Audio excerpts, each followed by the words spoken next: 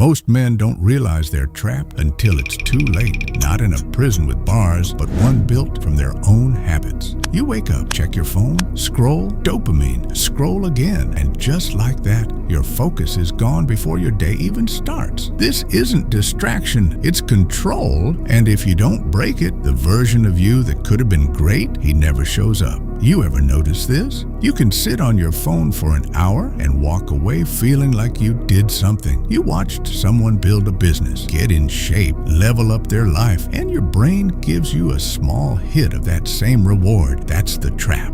It's a fake win. You feel full, but you didn't actually earn anything. That's cheap dopamine. And the more you consume it, the less you feel the need to earn the real thing. So if you want control back, you need to understand this. So here's how you reset it. Not forever, just long enough to take control back. First, 48 hours. Not no phone, just no mindless input, no scrolling, no random content. You'll feel bored, restless, uncomfortable. Good, that's where most people quit.